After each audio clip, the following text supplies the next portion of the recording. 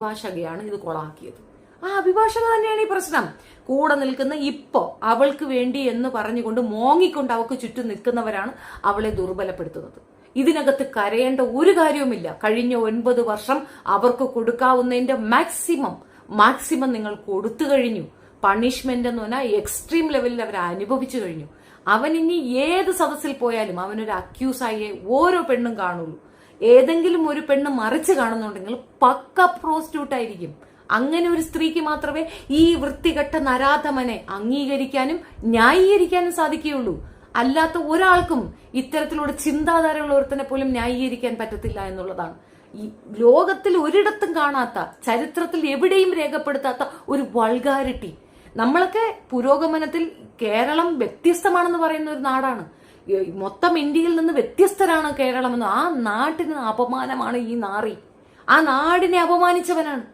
അങ്ങനെ ഒരു വൃത്തികെട്ട കേസ്, ഇത്രയും ഇമ്പോർട്ടന്റ് ആയ ഒരു കേസ് വളരെ ലൈറ്റായിട്ട് എടുത്തത് ആരാണ് ഇതിന്റെ പിന്നിൽ നടന്നത്? എന്താണ് സത്യത്തില് ഈ പറയുന്ന ആളുടെ കയ്യിൽ നിന്ന് പൈസ വാങ്ങിയിട്ടുണ്ടോ എന്നുള്ളത് എന്റെ സംശയമാണ്. നിങ്ങളുടെ അഭിപ്രായം കമന്റിൽ പറയുക. സത്യത്തിൽ എനിക്ക് അങ്ങനെയാണ് ഫീൽ ചെയ്തത്. അല്ലെങ്കിൽ ഇത് ഇത്ര നിസ്സാരവൽക്കരിക്കത്തില്ല. ഇമോഷണലി വന്നിരുന്നുണ്ട്, കരഞ്ഞ് വിളിച്ച് കുറെ ഡയലോഗ്സ് ഒക്കെ പറയും. എന്താണ് നിങ്ങൾ ഉദ്ദേശിക്കുന്നത്? ഇത് നിങ്ങളെ തന്നെ കളിയാക്കുന്നായിട്ട് നിങ്ങൾക്ക് തോന്നുന്നില്ല? ഐ ഫീൽ റിയലി ഭയങ്കര ദേഷ്യ വരുന്നത്. ആ അഭിഭാഷകയോട് എനിക്ക് വെറുപ്പാ വരുന്നത്. ആൻഡ് അവരെ അറേഞ്ച് ചെയ്ത പെണ്ണുങ്ങൾ ആരൊക്കെയാണെന്ന് ഓർത്ത് പാർവതി തിരുവത്ത് ഒരുപാട് ഇങ്ങനെ ഇടുകയാണ്, പോസ്റ്റുകൾ ഇടുകയാണ്. What are you saying? അത് ഇതൊക്കെ പറഞ്ഞാൽ എന്ത് നടക്കും എന്നുള്ളതാണ്. ശക്തരായി മുന്നേറുക, എബിലിറ്റി ഉള്ള പെണ്ണുങ്ങൾ വരട്ടെ. നിങ്ങൾ സിനിമ പിടിക്കൂ, നിങ്ങൾ തനി പടയൊരുക്കൂ. എന്താ നിങ്ങളെ കൊണ്ട് പറ്റില്ലേ? നിങ്ങളെ കൊണ്ട് സാധിക്കണം. എബിലിറ്റി അവർക്കല്ല, അതിനേക്കാൾ 10 ഇരട്ടി നിങ്ങളിലുണ്ടെന്ന് നിങ്ങൾ തിരിച്ചറിയണം. എന്നിട്ട് നിങ്ങൾ തിരിച്ചടിക്കുന്നേ. ഇവരെല്ലാം ഉണ്ടെങ്കിൽ മാത്രമേ നിങ്ങളുള്ളൂ എന്ന് നിങ്ങൾ ചിന്തിക്കുന്നിടത്ത് തീർന്നില്ലേ? ഒരു ഉദാഹരണം പറയട്ടെ.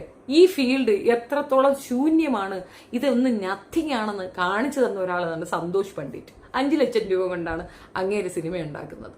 അത് നെഗറ്റീവ് പോളിസിയോ നെഗറ്റീവ് ഇമ്പാക്റ്റോ എന്താണെന്ന് പറഞ്ഞാലും ആ രീതിയിൽ തന്നെ അത് ഓടിയില്ലേ. അതേപോലെ എബിലിറ്റിയുള്ള ഒത്തിരി പെണ്ണുങ്ങളുണ്ട് സൊസൈറ്റിയില്.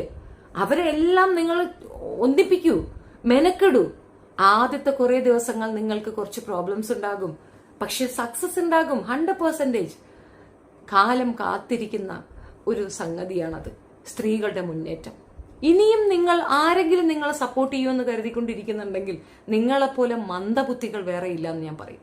എനിക്ക് തലേ കിണറുള്ള പെണ്ണുങ്ങളെ കാണുന്നതേ ഇഷ്ടമില്ല. അഫ്കോഴ്സ് ഞാനും കരയാറുണ്ട്, സങ്കടം വരുമ്പോൾ കരയാറുണ്ട്.